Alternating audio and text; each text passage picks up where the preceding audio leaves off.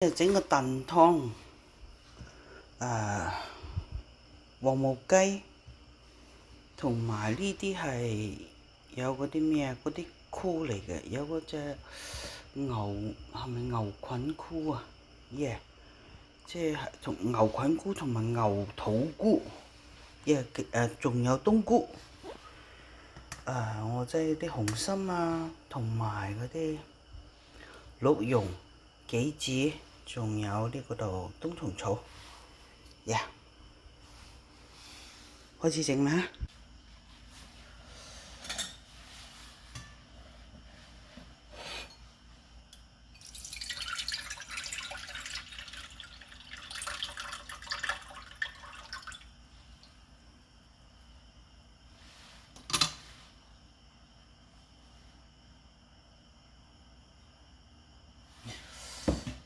啲雞放落先。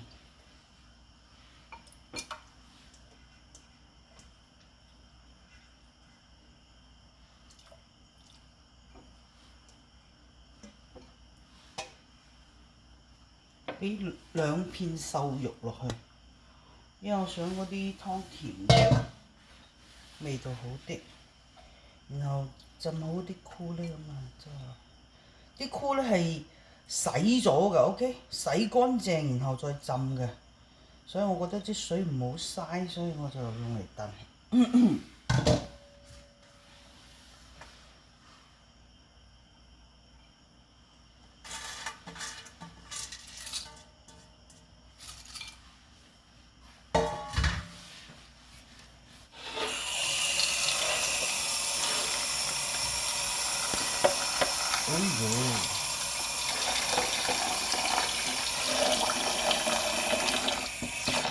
好，濃啲就得啦 ，OK 啦。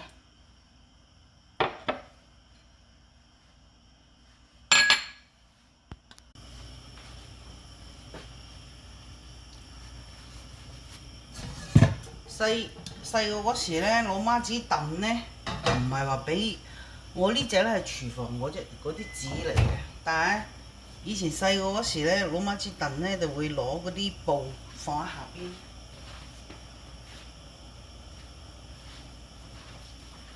咁跟住咁放落去嘅咯。哎呀，個煲入邊有水㗎 ，OK。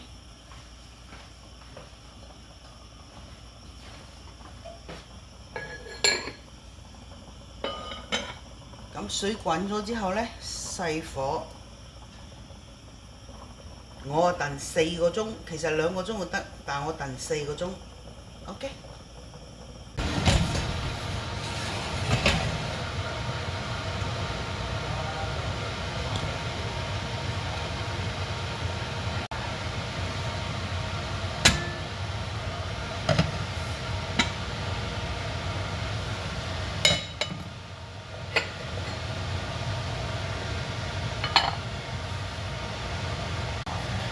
我依家咧就將嗰啲燉湯上邊，因為今日嗰啲雞又會好多雞油嘅，就算我冇雞皮或者咩，佢都會有少少油，都幾油。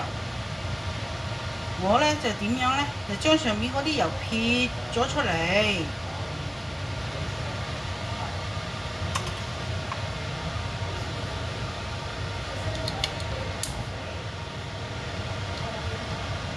但係咧我唔抌喎。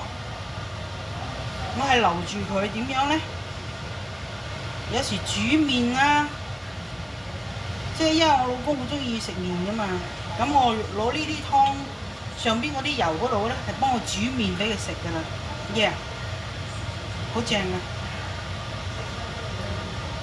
好香嗱，咁樣放喺雪櫃嗰度，煮麵嗰時係攞出嚟煮。